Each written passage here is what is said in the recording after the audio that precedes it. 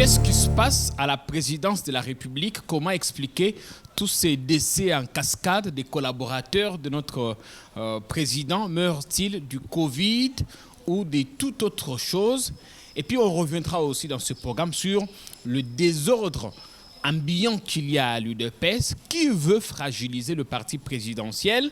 Y a-t-il des hommes providentiels au sein de l'UDPS? Jusqu'à quand le parti hésitera-t-il pour remplacer Jean-Marc Kabonda-Kabonde? Voilà autant de thématiques que nous allons aborder dans ce programme. Bonsoir à tous ou bonjour. Ça va dépendre en tout cas de l'heure à laquelle vous allez nous suivre. Un invité des marques ce soir ou ce jour, Félix Kabala, qui n'est plus à présenter, un des communicateurs principaux de Félix Tshisekedi. J'aime le taquiner en l'appelant l'homme qui parle à l'oreille du président. Comment ça va, Félix? Bonjour, M. Kayembe. Rapprochez votre micro pour qu'on vous entende beaucoup mieux. Comment allez-vous? Je me porte bien, par la grâce de Dieu, nous sommes là. Au rythme du Covid, donc? Bien sûr, au rythme du Covid, c'est tout à fait normal, et au rythme du confinement qui va tendre vers un déconfinement progressif, et les autorités compétentes vont livrer les mesures en la matière. Et le président, comment va-t-il? Toujours aussi confiné, même s'il fait des sorties sporadiques? Le président de la République se porte très bien en merveille, et il est toujours très concentré sur le bien-être général, c'est du peuple congolais, parce que je tiens ici à signaler que chaque matin, quand le président de la République se réveille et qu'il se met devant son miroir, le reflet qu'il voit à travers son miroir, ce n'est pas son reflet personnel, c'est le peuple congolais qu'il voit à travers son miroir. Il voit toutes ces souffrances, ces tueries qu'il y a à Béni, en Ituri, un peu partout, le dollar qui grimpe, la situation économique catastrophique, sans parler du social. Tout ça, c'est des lourdes charges sur ses épaules. C'est la personne la mieux informée de la République, en première ligne. Alors, c'est à lui, uniquement lui, et aussi dans son pouvoir discrétionnaire, de pouvoir étaler les priorités. Et ces priorités sont en train d'être remarquées sur terrain, quand bien même il y a encore des difficultés. On doit le reconnaître, mais les problèmes sont adressés adéquatement. Est-ce que vous avez l'impression, comme nous, que la situation est en train de nous échapper un tout petit peu, parlant de la sécurité, mais aussi de l'économie que nous peinons à stabiliser, les énormes manques à gagner enregistrés avec le confinement de la Gombe, par exemple? Je comprends très bien que la commune de Gombe et l'épicentre a été déclarée comme épicentre du Covid ici en République démocratique du Congo, en particulier la capitale Kinshasa. Et en ce moment, ce même épicentre, à cause du Covid, affecte plusieurs activités, en première ligne l'économie. D'où l'économie qui, à travers son unité principale qui est la production, qui est l'activité principale de l'économie. Et cette production est sujet de l'interaction humaine, quand bien même on peut avoir la meilleure technologie du monde entier, aux États-Unis, en Europe, ainsi de suite. Sans l'interaction humaine, même si on a la meilleure technologie du monde entier, l'économie ne pourra pas marcher. Donc c'est la raison pour laquelle il faut déconfiner, mais pas déconfiner pour déconfiner, mais déconfiner avec des mesures pour ne pas permettre la propagation d'une manière exponentielle de la pandémie. Est-ce que le confinement lui-même a été une très bonne décision? Le confinement a été une bonne décision, parce que nous ne savons pas, parce que cette pandémie qui est arrivée à travers le monde, parce que ce n'est seulement pas la République démocratique du Congo qui est concernée ou qui était concernée, elle venait comme un tsunami, et ces tsunamis, on ne savait pas comment le contenir, parce qu'elle était au-dessus de l'intelligence humaine. C'est un peu comme des digues. Lorsqu'on érige une digue et que la vague vient au-delà de cette digue, il faut juste subir les conséquences et faire face à la réalité. C'est ce que la République démocratique du Congo, à travers les deux premiers messages d'adresse du chef de l'État à la nation, que la suite logique de la gestion du Covid que nous sommes en train de remarquer actuellement, qui, pour moi, est satisfaisante. Mais ailleurs, Félix Kabala, ailleurs, le débat maintenant, c'est autour de la relance économique, l'après-Covid. Chez nous, on ne sent pas ce débat. On est plutôt perdu dans d'autres choses. On parle des Kabondes, on parle des Mamba, ainsi de suite. Est-ce que vous êtes autant préoccupé que nous? Non, vous savez, vous, les médias, vous vous appelez le quatrième pouvoir. On a souvent l'habitude d'entendre ces propos. Alors, en ce moment, c'est vous, les médias, aussi deux fois, qui choisissez des sujets à mettre en avant. On a comme l'impression que les médias, je n'attaque pas les médias, je suis très modeste et très respectueux des médias, je ne peux pas les attaquer, mais on a comme l'impression que les médias mettent en avant beaucoup plus des sujets à polémique ou lié de traiter certains sujets qui sont beaucoup plus des sujets qui affectent le vécu quotidien du peuple congolais. Mais parfois, on s'intéresse à ce que vous, les politiques, vous nous donnez. Mais effectivement, je comprends également, mais c'est à vous de dissocier. C'est à vous de dissocier cela. Et si vous vous intéressez qu'à ce que les politiques vous donnent, il ne faut pas choisir un élément au détriment d'un autre. Vous mettez tout devant la scène publique. En grand titre, vous parlez de la politique, les conflits politiques existants, et vous parlez également du vécu quotidien à travers l'économie, la reprise. Parce qu'il y a eu des allers-retours à l'Assemblée nationale du Premier ministre qui a annoncé un bon nombre de mesures. C'est la volonté du chef de l'État qui est relayée par le Premier ministre, parce que c'est lui le chef du gouvernement. Donc on ne peut pas dire que le chef de l'État ne travaille pas sur la reprise des activités, parce qu'en ce moment même, c'est la discussion qui existe au sein de services compétents du gouvernement. Mais est-ce que quand vous apprenez, Félix Kabala, qu'il y a 30 km² de notre territoire occupé par l'armée zambienne, quand vous apprenez Kachikapa, l'armée angolaise, a affronté nos troupes vers Kamako, quand vous voyez la crispation ambiante politique qu'il y a et le climat délétère du social, est-ce que vous êtes fier du bilan à mi-parcours de Félix Tshisekedi? Écoutez, vous savez, moi, je ne peux pas être ici pour tirer sur mon propre pied. Parce que tirer sur mon propre pied, c'est-à-dire si je suis là pour critiquer le bilan du président de la République, dire qu'il n'est pas satisfaisant, c'est comme si je tirais sur mon propre pied. La volonté politique de l'homme qui est à la tête de l'État aujourd'hui, cette volonté politique est une volonté politique à respecter. C'est une volonté politique qui, pour moi, devant le Congolais qui connaissent et reconnaissent en lui cette volonté de pouvoir changer les choses, que son bilan actuellement tend vers la positivité, quand bien même il y a des difficultés et des défis à relever. Vous ne voulez pas reconnaître en face aux Congolais qui nous regardent de la diaspora que vous êtes peut-être dépassé par la situation?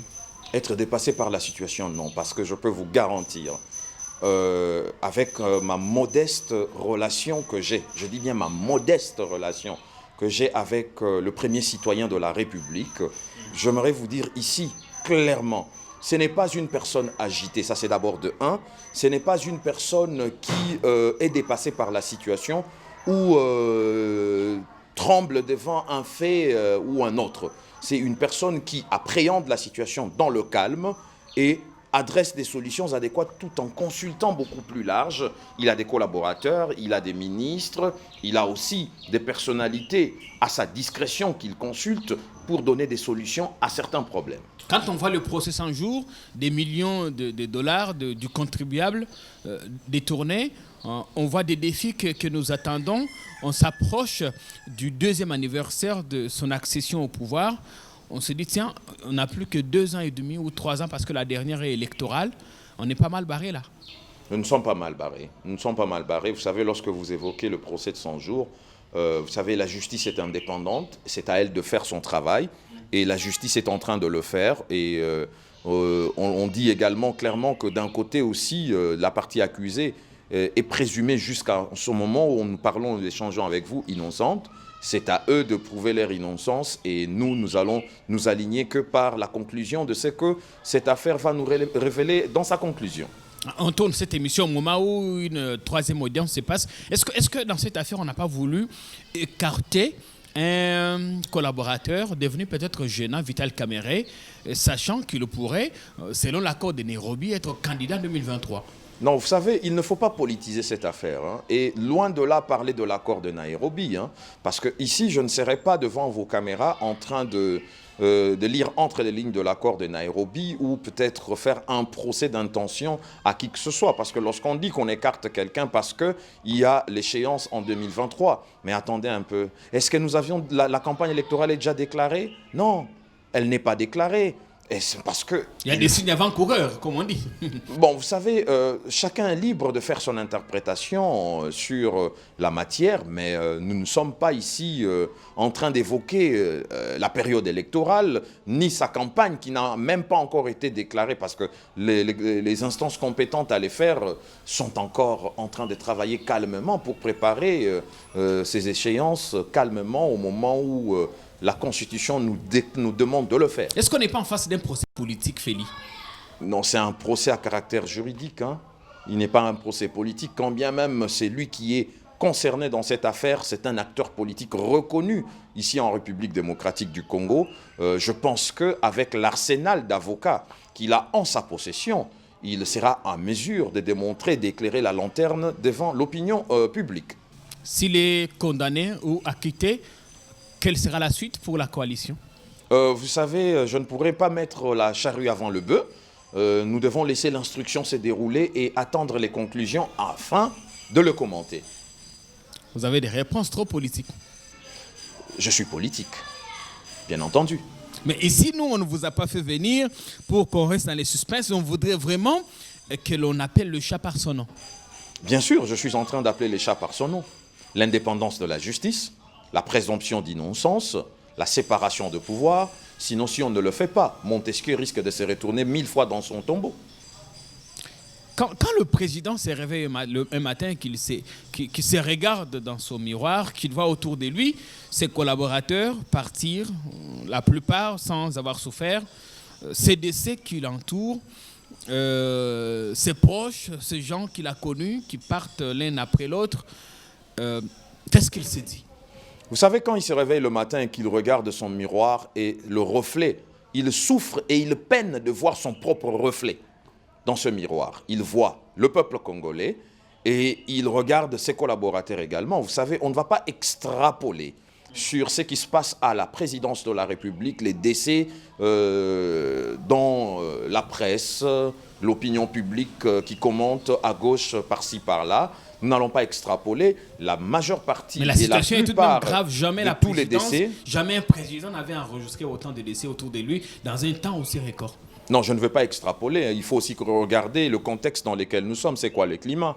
Nous traversons une tempête qu'on appelle le Covid-19. Donc, la majeure partie de ces personnes décédées, c'est la cause du Covid-19. Quant au reste, il peut y avoir aussi la mort naturelle et il faut éviter d'extrapoler parce que lorsque vous allez pointer du doigt, stigmatiser un groupe, des individus, avez-vous la preuve de toutes ces accusations? Non, je ne pense pas. On s'incline dans cette émission devant la mémoire de Charles Kilocho, un grand frère que nous avions personnellement côtoyé, ou encore tous les autres qui sont partis. Jack Ilonga, que j'ai personnellement rencontré dans ma carrière de journaliste. Est-ce que la situation n'est pas alarmante ou, je veux dire, inquiétante à la présidence? Elle est ni alarmante, moins encore inquiétante, parce que nous devons appréhender problème cas par cas. Le cas par cas. Vous savez, je pleure la mémoire de Charles Kilocho et tant d'autres. Charles Kilocho, on avait une relation particulière personnellement. On s'appelait régulièrement, on échangeait régulièrement, on critiquait nos propres performances régulièrement pour dire, écoutez, vous savez, on doit améliorer à gauche et à droite. Ouvrons et tendons l'oreille à l'opinion publique pour apporter des bonnes performances afin de satisfaire les déshydratats de la population, l'opinion qui est en face de nous. Parce qu'on est tenu d'un devoir de redevabilité à cette opinion publique, parce que le pouvoir appartient au peuple et émane du peuple. Ce sont eux qui ont mis en place les institutions qui, en eux, contiennent les acteurs politiques, les animaux. Et ces gens qui meurent, admettons qu'ils meurent du Covid, est-ce qu'il ne faudrait pas s'inquiéter pour notre président, sachant que maintenant la présidence devient une sorte d'épicentre de la maladie? S'inquiéter pour le président, non. Mais je peux aussi peut-être ouvrir une brèche là-dessus. Tout président du monde entier, lorsqu'on devient président de la République, on est une potentielle cible. La sécurité d'un président de la République est très, très alertante. Pourquoi? Parce qu'un président de la République, lorsqu'il se déplace, parce que dans le cas de notre pays, dans le cadre de notre Constitution, l'homme physique, Félix Antoine Tshisekedi Tshilombo, commandant suprême, est une institution. Donc lorsqu'il entre dans sa voiture, c'est l'institution qui se déplace, qui est en mouvement. Et une institution en mouvement telle qu'il est nécessite une logistique impressionnante parce que quand même le cortège du chef de l'État passe à travers les rues de la capitale, vous sentez que ça suscite toujours la curiosité. On sait que c'est le chef qui passe. Mais le problème, ce sont les collaborateurs du chef qui sont contaminés. Et facilement, la contagion peut être possible aussi. On ne le souhaite pas. Vous savez, on n'a pas souhaité que certaines personnes puissent être contaminées, mais toutes les mesures sont prises pour que l'institution numéro 1 de la République soit protégée. Et il est protégé. Nous mettons toutes les mesures de distanciation sociale sont appliquées. Toutes les mesures, les mesures barrages qui permettent à ce que le président de la République ne puisse être touché par cette pandémie sont mises en place et observées quotidiennement, scrupuleusement, et nous dormons en paix, nous nous réveillons en paix, nous savons que l'institution numéro 1 de la République est sécurisée. Est-ce qu'il est régulièrement testé, notre président?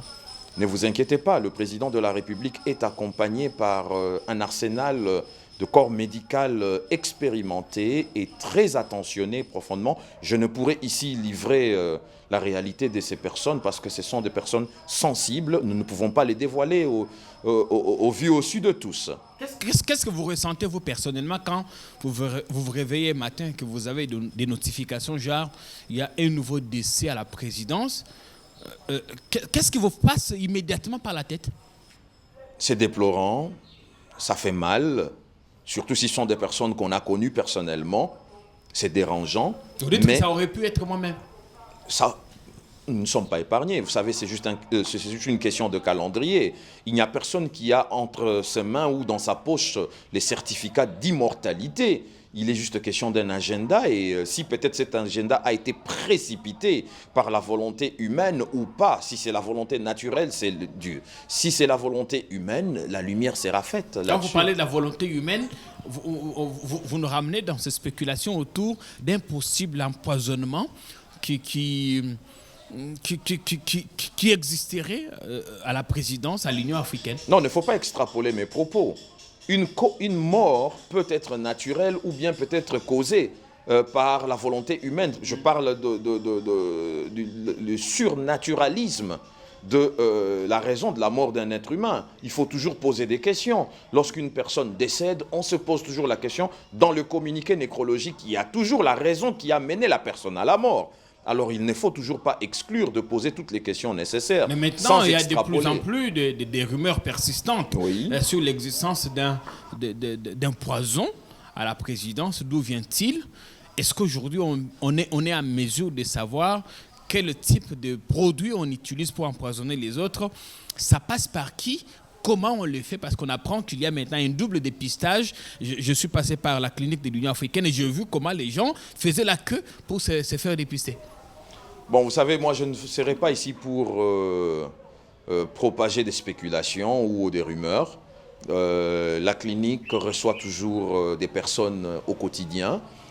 Elle a été faite pour recevoir des malades et les patients. Et dans ce cadre-là, les gens défilent pour se faire checker sans extrapoler.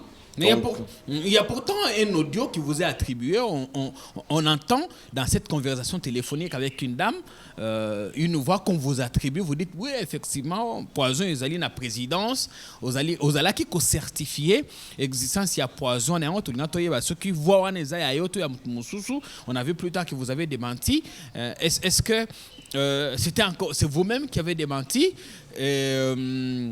Est-ce qu'aujourd'hui, on est en mesure de dire que tous ceux qui meurent à la présidence ne le sont que par des suites du Covid? D'abord, premièrement, je n'ai jamais tenu de propos selon lesquels il y a le poison à la présidence. Ça, c'est une extrapolation. Ce n'est pas vous qui le dites, c'est ce que vous aviez entendu. Et de deux, à cet audio, je le dis clairement, j'ai un style de communication reconnu par l'opinion publique. Je remercie la personne qui a décidé de choisir l'une de mes plus belles photos pour coller l'audio et en créer une vidéo. Ici, je continue à reconnaître la qualité, l'authenticité de la photo qui est la mienne et le nom qui est le mien. Le reste, je ne sais pas. Est-ce qu'il y a des questions taboues actuellement à la présidence de la République?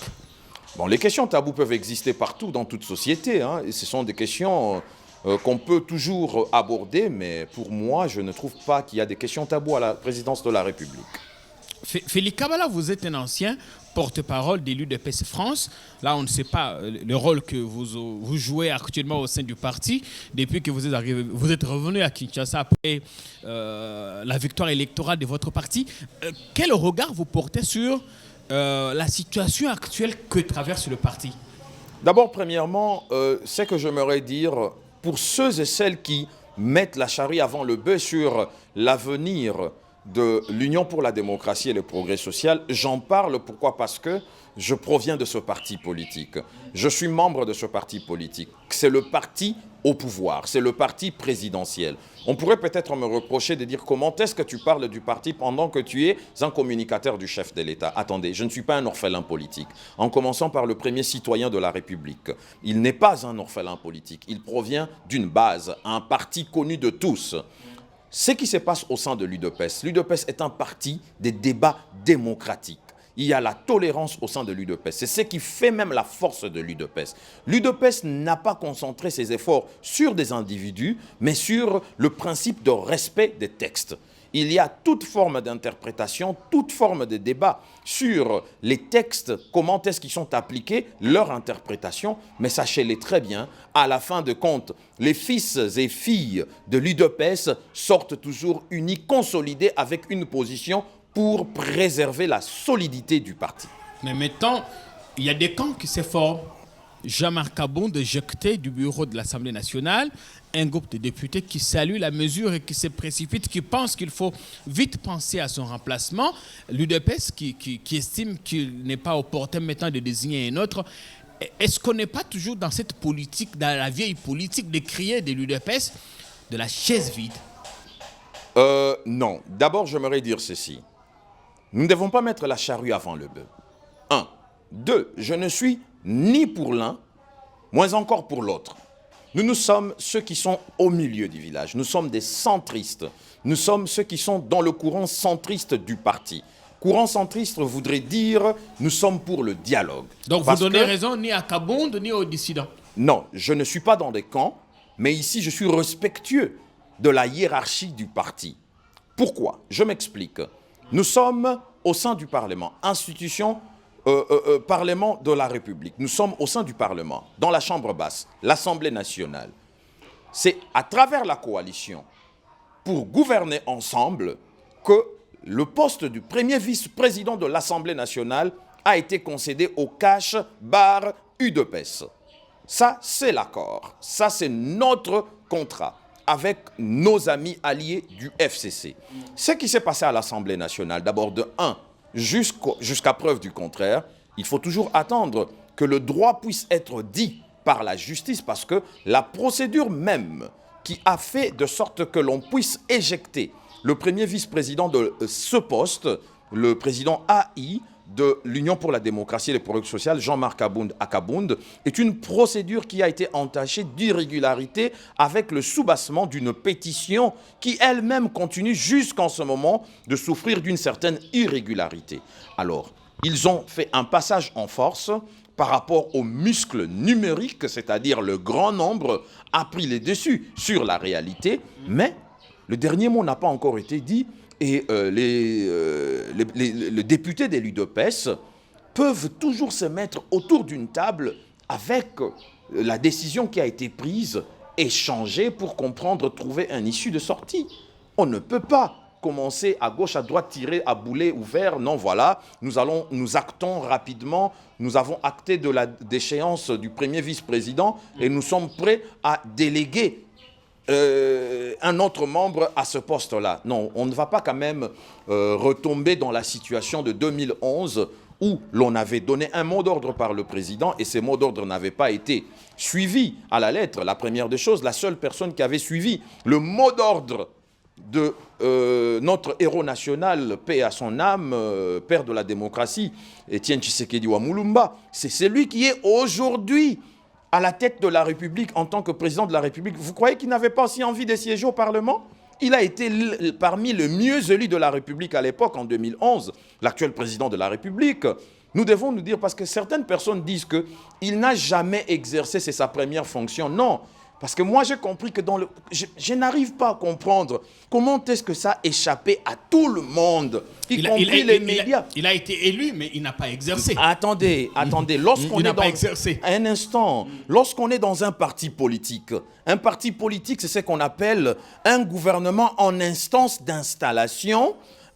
En instance d'installation à travers l'organisation des élections présidentielles. C'est-à-dire, vous vous préparez bien avant. Vous n'attendez pas que vous puissiez être surpris. Alors, au sein de l'UDPS, il y avait tout. On pratiquait la politique à toutes les instances, donc y compris l'actuel chef de l'État. Donc, on ne peut pas dire qu'il n'a pas travaillé. Il a bel et bien travaillé. Il avait déjà cette expérience, raison pour laquelle il a été élu député, mais il n'a pas siégé pour obtempérer au mot d'ordre du président Étienne Tshisekedi. Aujourd'hui, il a été récompensé. Il est président de la République. Qu'est-ce qu'il pense du désordre ambiant qu'il y a actuellement à l'UDPS, son propre parti, le mandat spécial qu'il a accordé à Jean-Marc Kabound est remis en question par le ministère de l'Intérieur, qui demande au parti de revenir, de respecter le statut, c'est-à-dire le triumvirat, la Convention démocratique, la commission électorale et le secrétariat général. Qu'est-ce qu'il s'est dit? N'est-il pas celui qui est à la base du désordre actuellement à l'UDPS? Non, pas du tout, parce que le président de la République n'y a qu'un seul mot dans sa bouche, le dialogue. C'est-à-dire, quand il dit le dialogue, il veut que toutes les parties puissent être mises ensemble. Vous savez quoi, Jean-Pierre, je préfère peut-être commettre une erreur d'analyse, mais je préfère quand même y aller. Ça n'engage que moi, parce que je suis aussi fils de ce parti, l'UDPS. J'ai mon mot à dire également, j'ai mon point de vue à exprimer. Je dis ceci, lorsqu'on lit très bien ce mandat spécial, il y a très bien une phrase qui dit que jusqu'à la fin de mon indisponibilité, le mandat spécial du président parle jusqu'à la fin de mon indisponibilité. L'indisponibilité du chef de l'État, c'est par rapport à la période où il a été élu président et qu'il a été confirmé par la Cour constitutionnelle, où son indisponibilité commence au moment où il a prêté serment, il a été confirmé par la Cour constitutionnelle et prêté serment jusqu'à la fin du mandat, ou bien chacun y va de son propre bord. Il y a une question fondamentale à se poser là-dessus. Ce n'est pas que je suis fanatique de Jean-Marc Kabound, ce n'est pas que je suis fanatique d'Augustin Kabouya. J'entretiens de très bonnes relations avec mon aîné Peter Kazadi, de très bonnes relations avec mon aîné Paul Chilumbu. Ils savent très bien que je suis une personne très droite. Je ne suis pas une personne qui va de gauche à droite. Je pose la question clairement. Quand le président de la République dit qu'il veut le dialogue, nous devons réfléchir et analyser profondément, nous, UDPSiens, nous dire la phrase qui dit dans le mandat spécial que jusqu'à la fin de mon indisponibilité, qui est le mandat du président, le mandat spécial qu'il donne à Jean-Marc Kabound, jusqu'à la fin de mon indisponibilité. La fin de l'indisponibilité est définie par rapport à la période où il est élu président et qu'il prête serment devant la nation, ou bien l'indisponibilité concerne la fin de son mandat en tant que président de la République. Mais dans tous les cas, il a été élu à l'UDPS pour 5 ans, il est président pour 5 ans, ça signifie que tout le long de son mandat, il ne peut pas exercer ses fonctions de président de l'UDPS. Et on sait tous qu'en droit administratif, on ne peut pas exercer une période d'intérim pendant plus de 6 mois.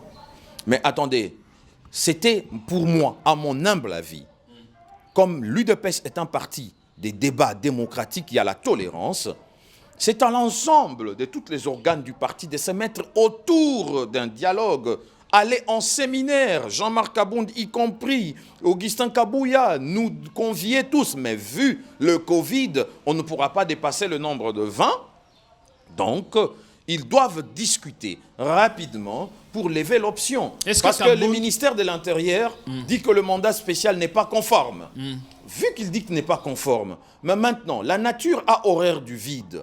Même si ce mandat spécial n'a pas été déclaré au ministère de l'Intérieur, vu que la nature a horreur du vide, mais attendez un peu, vu que l'indisponibilité du chef de l'État est de 5 ans, et que le droit, l'interprétation des juristes au sein du parti dit clairement que ce mandat spécial est tombé dans la caducité. Je suivis un éminent juriste que je respecte beaucoup, Maître Ablavi Eboma, que je ne condamne pas.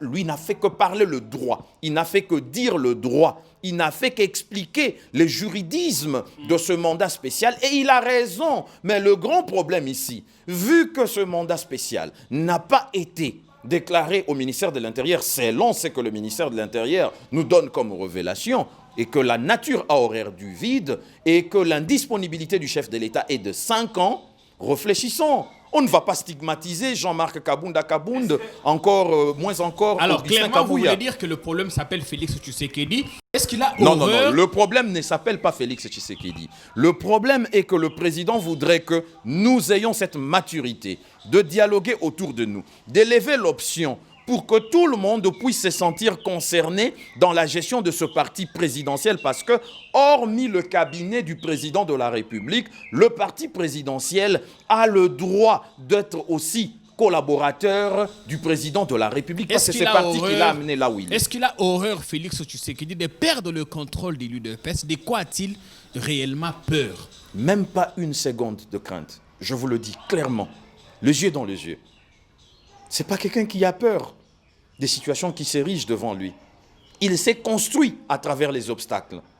Son père l'a fait, l'a connu, et il est, moi je peux vous dire aujourd'hui, l'homme, lorsque vous le regardez, sa façon d'agir, c'est le portrait craché de son père, avec une dimension à lui personnelle qu'il a ajoutée, sans pour autant compromettre la vision, les enseignements pour lesquels il a été initié et qu'aujourd'hui il est chef de l'État. Est-ce que Kabound et Kabouya ont détruit le parti? Je ne pense pas. Je ne pense pas. Ils n'ont pas détruit le parti. Vous n'avez pas l'impression que les militants sont un tout petit peu désarmés, peut-être déçus par soit la gestion, le bilan ou des postes qui ne sont pas arrivés? Comment expliquer que Kabound, qui promettait que le soleil allait s'arrêter s'il est destitué, et quand il l'est, il y a un silence des monastères dans tout Kinshasa. Qu'est-ce qui a pu se passer? Non, le soleil ne s'est pas arrêté, le temps ne s'est pas arrêté. Hein. Vous savez, moi j'ai un dicton. C'est ce qu'il avait promis pourtant. Vous savez, le soleil se lève toujours géographiquement parlant, là où il se lève, il se couche là où il faut.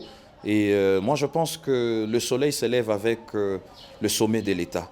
Donc quand le soleil se lève avec lui. Quand il se couche avec lui. Donc il n'y a personne d'autre qui peut se prévaloir de dire que le temps va s'arrêter parce que lui n'est pas à gauche ou à droite, mais sauf que nous devons arrêter de pointer du doigt sur le premier... Moi, je continue à l'appeler le premier vice-président de l'Assemblée nationale, parce qu'il est victime d'une injustice. Quand il dit que c'est lui qui protégeait le président Félix, on se regarde en face, un homme protège l'institution qui est supposée être la plus protégée de la République. Non, vous savez, dire protéger, vous l'avez analysé dans la...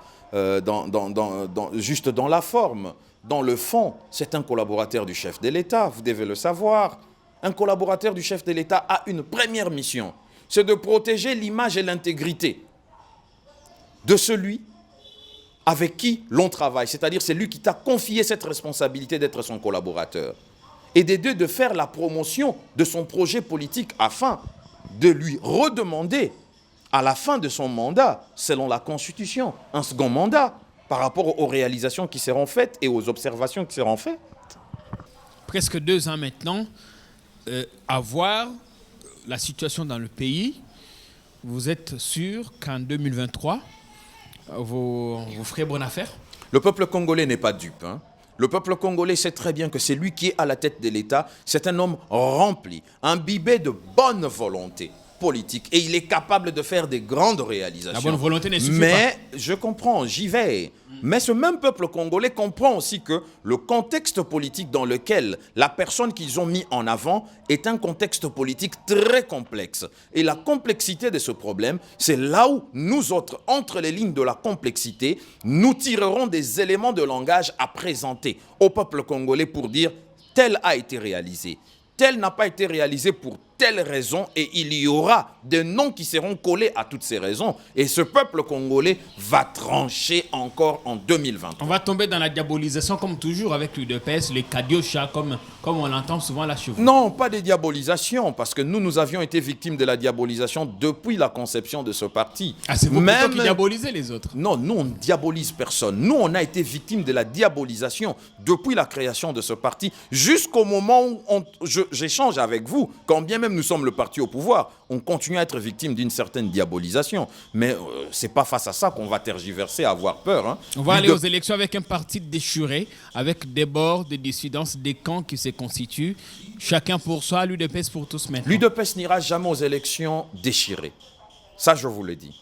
Le président de la République a son temps d'observer comment est-ce que les gens se comportent. Il est au-dessus de la mêlée. Il n'est plus membre de parti politique. Il est indisponible à la tête de l'UDPS. Il laisse pourrir la situation. Il ne laisse pas pourrir la situation. Il tolère les débats démocratiques. Oui, il est carrément dépassé.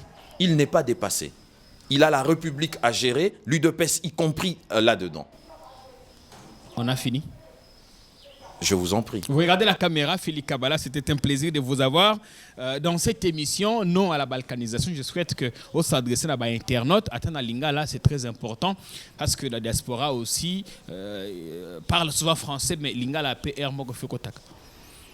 Bana République démocratique du Congo, natondi bino botondi nandenge bomesana kovanda liboso ya ba TV na bino boyo kaka devant YouTube ba ordinateur na bino na ba téléphone portable na bino botala ka bosila koyeba information ya bo solo ya ndenge nini mboka eza kokambama po ete kibokonzi wana bino nde mbopesa yango ba ebaza kokamba yango.